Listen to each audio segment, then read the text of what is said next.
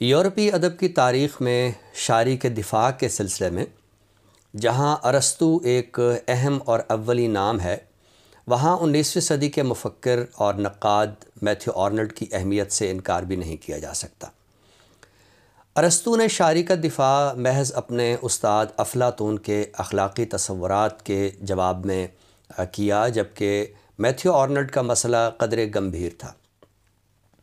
Matthew Arnold نے ایک ایسے عہد میں آنکھ کھولی جب ہر جانب مادی اقدار کا ایک غلغلہ تھا۔ یورپ کی تاریخ دیکھی جائے تو اس میں وکٹورین عہد کی ایک اہمیت اس لحاظ سے ہے کہ اس میں سائنس کا ظہور ہوا۔ اچھا، جب ہم سائنس کا ظہور کہتے ہیں تو اس سے مراد یعنی سائنس تو ظاہر ہے کہ بہت عرصے سے، صدیوں پہلے اس کے مختلف آلات اور ایجادات جو ہے وہ سامنے آنے لگی ہیں، لیکن وکٹورین عہد کی جو سائنس ہے اس میں ٹیکنالوجی کا اتنا زیادہ عروج ہوا کہ پورے کا پورا یورپ جو تھا وہ ہر طرف کارخانوں اور ملوں میں گھر گیا، اور مادی قدریں ان کی ایک بہت زیادہ اہمیت ہوئی۔ ایسے میں میتھیو آرنلڈ نے ایک بہت اہم سوال اٹھایا، اور یہ وہ سوال ہے کہ جس کے جواب کے اندر شاعری کے دفاع کے سلسلے میں ایک بہت بڑا تہذیبی نظریہ موجود ہے۔ میتھیو آرنلڈ نے سوال اٹھایا کہ فرض کریں کہ اس وقت انگلستان میں کوئی سمندری طوفان آ جائے اور پورے کا پورا انگلستان اس سمندری طوفان میں غرق ہو جائے، تو مستقبل کا مورخ جب انگلستان کی تاریخ لکھے گا تو وہ انگلستان کے کس عہد کو زرعی عہد کہے گا، کس عہد کو ایک مہذب عہد کہے گا؟ یہاں میتھیو آرنلڈ دو عہد آمنے سامنے لاتا ہے۔ ایک عہد وہ ہے جو اس کا اپنا عہد ہے، یعنی وکٹورین سائنس کا عہد ہے، اور ہر طرف ملیں ہیں اور کارخانے ہیں اور کوئلے کی ایک جو سمجھیے کہ آمد و رفت ہے ہر جانب، اور مادی قدریں بہت زیادہ فروغ پا رہی ہیں۔ جبکہ دوسرا عہد وہ ہے جو ملکہ الزبتھ کا عہد ہے۔ میتھیو آرنلڈ یہ سوال اٹھاتا ہے کہ مورخ کس عہد کو خوبصورت عہد کہے گا؟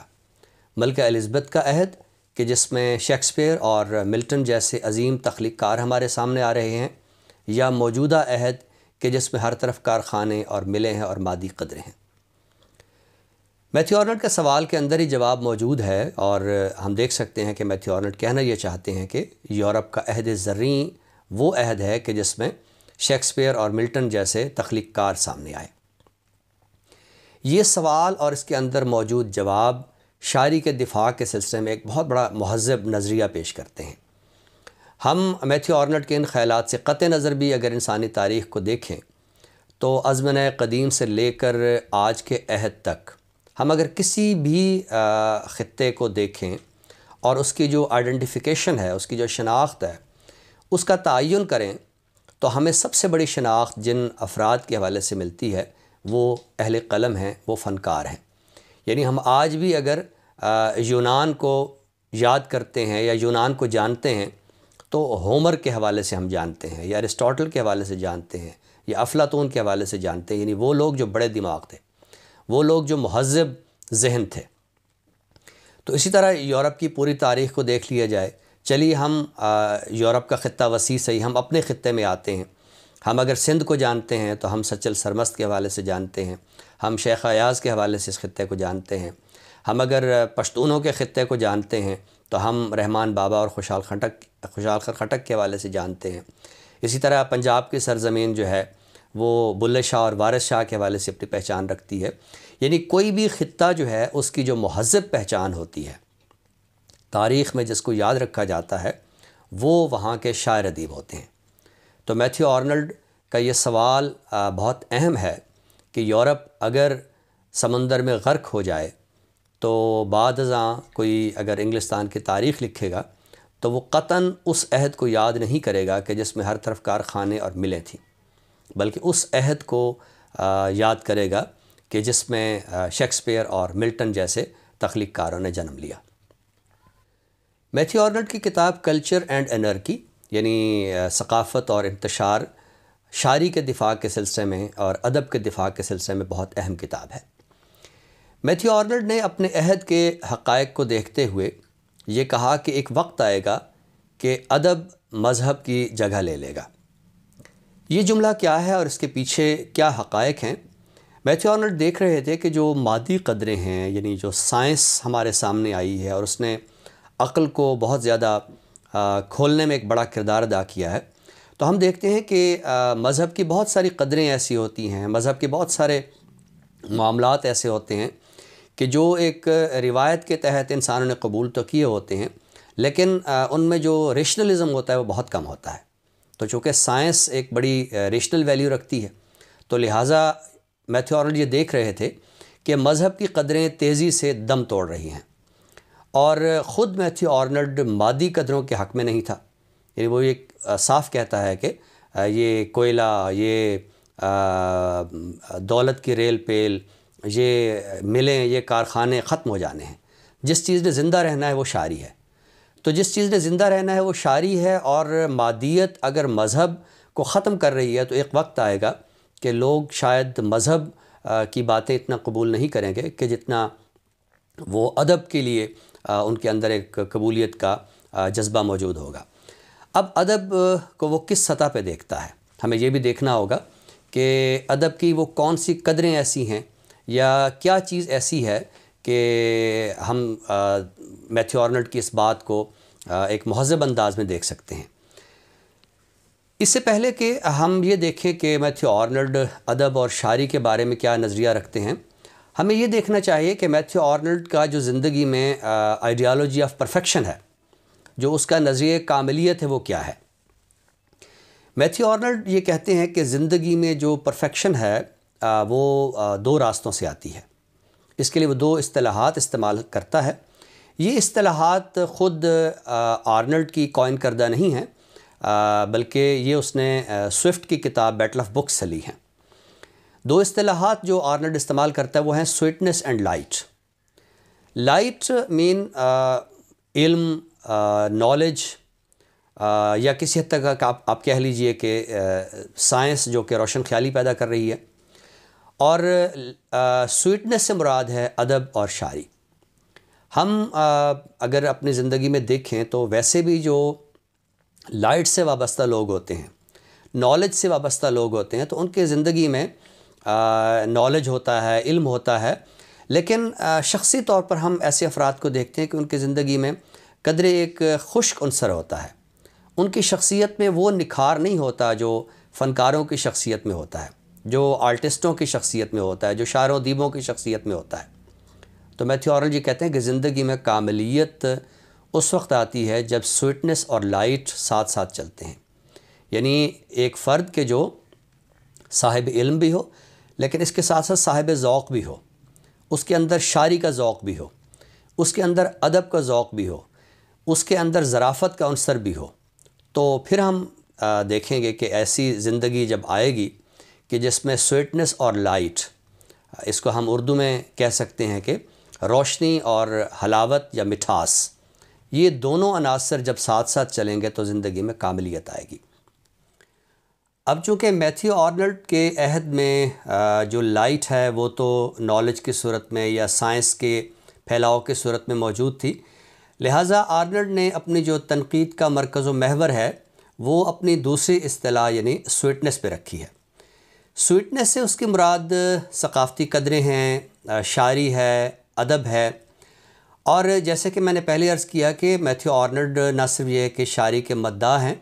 بلکہ وہ یہ سمجھتے ہیں کہ کسی بھی تہذیب یا کسی بھی خطے کی جو اصل پہچان ہے وہ شاعری ہوتی ہے۔ میتھیو آرنلڈ کا ایک تنقیدی جملہ بہت زیادہ معروف ہے کہ ادب تنقید حیات ہے، literature is criticism of life. Arnold نے بعد ازاں اپنے اس جملے میں قدر ترمیم کی اور یہ کہا کہ poetry is criticism of life, یعنی شاعری جو ہے وہ تنقید حیات ہے۔ اب ادب کیسے تنقید حیات ہے اور شاعری زندگی کی تنقید کیسے ہے؟ آرنلڈ کہنا یہ چاہتے ہیں کہ زندگی کا حقیقی شعور ہمیں اگر کسی ایک فن لطیف سے ملتا ہے تو وہ شاعری ہے۔ شاعری ہی سے ہم سمجھ سکتے ہیں کہ زندگی کی ماہیت کیا ہے، زندگی کی حقیقت کیا ہے۔ ایک فرد کی زندگی، اس کی تمام تر سرگرمیاں، ایک تہذیب، اس کے تمام تر جو معاملات ہیں، اس کا ادراک ہمیں اگر کسی چیز سے ہوتا ہے تو وہ شاعری ہے، لیکن کس نوعیت کی شاعری اور کس نوعیت کا ادب؟ جیسے کہ میتھیو آرنلڈ نے زندگی میں کاملیت کے لیے دو اصطلاحات سے استفادہ کیا، یعنی سویٹنس اور لائٹ، اسی طرح ادب میں کاملیت کے لیے بھی میتھیو آرنلڈ کے ہاں دو اصطلاحات ہیں کہ ادب کے اندر کاملیت کیسے آئے گی۔ اس کے لیے میتھیو آرنلڈ نے دو اصطلاحات استعمال کی ہیں، ایک ہائی سیریسنس اور دوسری ہے گرینڈ سٹائل۔ ہائی سیریسنس یعنی گہری سنجیدگی۔ گہری سنجیدگی سے مراد یہ ہے کہ کسی بھی شاعر کے ہاں، کسی بھی ادیب کے ہاں جو افکار ہیں وہ بہت گہرے نوعیت کے ہوں، وہ فلسفیانہ افکار ہوں، وہ عظیم باتیں ہوں، وہ بڑی باتیں ہوں۔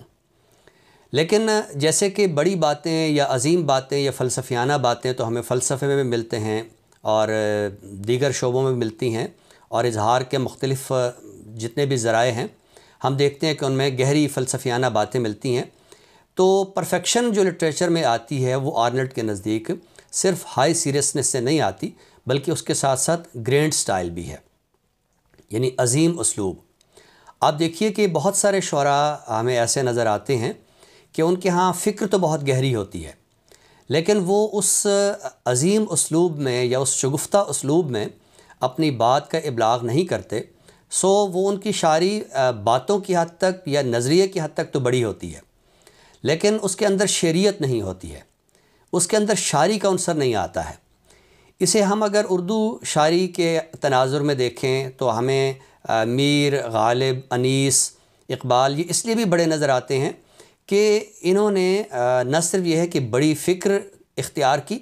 بلکہ اس بڑی فکر کی جو ترسیل ہے، اس بڑی فکر کا جو اظہار ہے یا بیان ہے وہ عظیم اسلوب میں کیا ہے۔ ان کے ہاں تشبیہات نادر ہیں، ان کے ہاں استعارے بڑے ہیں، ان کے ہاں امیجز بڑے نادر نوعیت کے ہیں۔ تو میتھیو آرنلڈ کے نزدیک ادب میں جو کاملیت ہے یا ادب میں جو عظمت ہے وہ ان دو چیزوں سے آتی ہے، یعنی گرینڈ سٹائل، عظیم اسلوب، اور ہائی سیریسنس یعنی گہری سنجیدگی۔ جس طرح کہ آرنلڈ ادب کی تفہیم میں ہمیں مختلف قرینے بتا رہا ہے، ناقدین یہ کہتے ہیں کہ آرنلڈ نے نہ صرف یہ ہے کہ ادب پر تنقید کی ہے، بلکہ ادب کی تنقید کیسے ہوتی ہے یا کسی ادبی تحریر پر تنقید کیسے کی جائے اس کے معیارات بھی مقرر کیے ہیں۔ آرنلڈ کی تنقید میں جو معیارات کے تعین کا مسئلہ ہے، تو بہت ساری تحریروں میں ہمیں ایسی باتیں نظر آتی ہیں کہ آرنلڈ یہ بتا رہے ہیں کہ کسی ادبی تحریر پر تنقید کیسے کی جائے، لیکن ان کا ایک مضمون جو کہ شاعری کے تجزیے کے سلسلے میں ہے، اس میں ان نے 3 ایسٹیمیٹس بتائے ہیں، یعنی کسی بھی فن پارے کا جو تجزیہ ہے اس کے 3 معیارات انہوں نے بتائے ہیں، اور یہ بتایا ہے کہ حقیقی معیار کون سا ہوتا ہے یا ریئل ایسٹیمیٹ کون سا ہوتا ہے۔ تو ہم دیکھتے ہیں کہ ادب پارے کے جائزے کے لیے ہمارے ہاں مختلف ٹولز ہیں، مختلف طریقہ کار ہیں، اور ہر جو ایک مکتبہ فکر ہے وہ یہ سمجھتا ہے کہ وہ ادب کا جو جائزہ ہے وہ درست انداز میں لے رہا ہے۔ لیکن آرنلڈ کے نزدیک جو ریئل ایسٹیمیٹ ہے وہ یہ ہے کہ ہم فن کو اس کی اپنی قدروں کے تناظر میں دیکھیں، فن کی جو اپنی قدریں ہیں، فن کے جو اپنے معیارات ہیں۔ فن کے اپنے معیارات سے مراد یہ ہے کہ ہم دیکھتے ہیں کہ ادب کا جائزہ لینے کے لیے ہم بعض اوقات ہسٹوریکل ایسٹیمیٹ اپناتے ہیں۔ آپ اسے تاریخی تنقید کہہ لیجئے، سماجی تنقید کہہ لیجئے، یا کوئی بھی ایسے معیارات کی جس کی وجہ سے ہم دیکھتے ہیں کہ کوئی ادیب ہمیں بڑا نظر آ رہا ہے۔ مثلاً ہم اگر کسی مکتبہ فکر سے ہیں اور ہمارے مکتبہ فکر کا کوئی شاعر ہے تو ہم اسے بڑا سمجھنا شروع کر دیں، یعنی اس بنیاد پہ کہ چونکہ وہ اس فکر کی ترسیل کر رہا ہے کہ جو جس سے ہم وابستہ ہیں، وہ فکر جو ہے وہ مذہب کے حوالے سے بھی ہو سکتی ہے، وہ معیشت کے حوالے سے بھی ہو سکتی ہے، وہ طبقے کے حوالے سے بھی ہو سکتی ہے، وہ کسی بھی حوالے سے۔ تو ایک تو ہسٹوریکل ایسٹیمیٹ ہے کہ ہم ادب کے جو ہے کچھ سماجی معیارات مقرر کر لیں، اور ادب کے سماجی معیارات کی روشنی میں ہم کسی ادیب کے جو فن پارے ہیں ان کو دیکھنا شروع کر دیں۔ دوسرا ہے پرسنل ایسٹیمیٹ، کہ ہمارا ذاتی ایک تجزیہ ہے، ذاتی پسند و ناپسند ہے۔ اب یہ ظاہر ہے کہ بہت پیچیدہ بات ہے کیونکہ داخلی طرز احساس بعض اوقات اتنا توانا ہو جاتا ہے کہ کوئی فن پارہ جو ہے وہ چاہے کتنا ہی بعض اوقات اعلیٰ درجے کا ہوتا ہے وہ ہمیں اعلیٰ درجے کا محسوس نہیں ہوتا، یا وہ ادنیٰ درجے کا ہے لیکن ہماری ذاتی پسند و ناپسند کی بنیاد پہ وہ ہمیں ادنیٰ درجے کا نظر نہیں آتا، وہ ہمیں اعلیٰ درجے کا نظر آتا ہے۔ تو آرنلڈ یہ کہتے ہیں کہ جب ہماری ایک پرسنل اسٹیمیٹ آ جاتا ہے، ایک ذاتی پسند و ناپسند آ جاتی ہے، ایک داخلی طرز احساس آ جاتا ہے، تو پھر بھی ہم اعلیٰ ادب کا معیار جو ہے اس کا تعین نہیں کر پاتے۔ آرنلڈ یہ کہتے ہیں کہ آپ اگر فن کو اس کا جائزہ لیتے ہیں تو اس کے اپنے معیارات کی روشنی میں دیکھیے۔ ایک شعر ہے تو اس کا معیار یہ ہے کہ اس کے اندر کتنی خوبصورت تشبیہ ہے، اس کے اندر کیا خوبصورت استعارہ ہے، اس کے اندر کیسی تمثال تراشی گئی ہے، کیا فکر کی ترسیل کے لیے ایک شاعر نے کیا کیا ٹولز اپنائے ہیں، اور وہ ٹولز شاعرانہ ہیں یا نہیں ہیں۔ تو آرنلڈ کے نزدیک ادب جو ہے وہ اسی صورت میں بڑا ہو سکتا ہے کہ ہم اس کا تجزیہ فن کے معیارات کی روشنی میں کریں۔ میتھیو آرنلڈ 19ویں صدی کے ہمارے ان ناقدین میں ہیں کہ جنہوں نے ارسطو کی طرح شاعری کا دفاع کیا، لیکن شاعری کا دفاع کرنے کے ساتھ ساتھ وہ شاعری کے لیے جو کڑے معیارات ہیں وہ بھی مقرر کرتے ہیں۔ یعنی جہاں وہ شاعری کو ایک بڑے معیار پہ دیکھتے ہیں تو اس کی بڑائی کے لیے بھی وہ معیارات کا تعین کرتے ہیں۔ ہر نوع کی شاعری کو وہ بڑی شاعری نہیں سمجھتے ہیں۔ اسی طرح اگر انہوں نے یہ بات کی ہے کہ شاعری یا ادب جو ہے وہ وقت کے ساتھ ساتھ مذہب کی جگہ لے لے گی، تو مذہب تو ایک بہت بڑی قدر ہے، تو کیسی شاعری ہوگی، کیسا ادب ہوگا کہ جو مذہب کی جگہ لے لے گا، اور مذہب کے اندر کیا ایسی چیزیں ہیں کہ جس کی وجہ سے مذہب جو ہے وہ کمزور پڑ جائے گا اور شاعری جو ہے وہ غالب آ جائے گی۔ تو جیسے کہ ہم نے پیچھے دیکھا ہے کہ آرنلڈ کے ہاں دو متوازی اصطلاحات چلتی ہیں، تو یہاں بھی اس نے مذہب کو بھی دو اصطلاحات میں تقسیم کر کے دیکھا ہے۔ ایک کے لیے عبرانیت کی اصطلاح ہے اور ایک کے لیے یونانیت کی اصطلاح ہے۔ عبرانیت مذہب کی وہ شکل ہے کہ جو بہت سخت گیر ہے، یعنی آپ کہہ سکتے ہیں کہ جیسے ہم کہتے ہیں کہ معاشرے میں ایک ملا کا جو تازیانہ ہے وہ ہر وقت اپنے ہاتھ میں لیے بیٹھا ہوتا ہے، اور گناہ و ثواب کے معیارات مقرر کرتے ہوئے وہ کسی کو مذہب کے دائرے میں داخل کر رہا ہے تو کسی کو خارج کر رہا ہے، اس کے بڑے کڑے معیارات ہوتے ہیں، اور ایسے افراد جو ہوتے ہیں وہ کبھی بھی معاشرے کے لیے اس طرح قابل قبول نہیں ہوتے ہیں۔ اس کے متوازی جو ہے آپ جو آرنلڈ نے دوسری اصطلاح استعمال کی ہے یعنی یونانیت کی، آپ اسے اپنے کلچر کے لحاظ سے کہہ سکتے ہیں کہ ملائیت کے برعکس جو صوفیزم کی اصطلاح ہے، کہ ایک صوفی جو ہوتا ہے وہ اس طرح یعنی تازیانہ پکڑ کے نہیں بیٹھا ہوتا، بلکہ اس کے مذہب میں کسی حد تک جو آرٹ کی قدریں ہیں ان کی بھی ایک اہمیت ہوتی ہے۔ بہرحال چونکہ آرنلڈ کے عہد میں جو عبرانی قدریں تھیں وہ زیادہ تھیں، مذہب کے سخت گیر قدریں جو تھیں وہ زیادہ تھیں، تو آرنلڈ کا یہ خیال ہے کہ ایک وقت آئے گا کہ شاعری یا ادب جو ہے یہ مذہب اور فلسفے کو ریپلیس کر لے گا۔ فلسفہ بھی یہ دم توڑ جائے گا، مذہب کی قدریں بھی کمزور پڑ جائیں گی، لیکن شاعری جو ہے وہ غالب آ جائے گی۔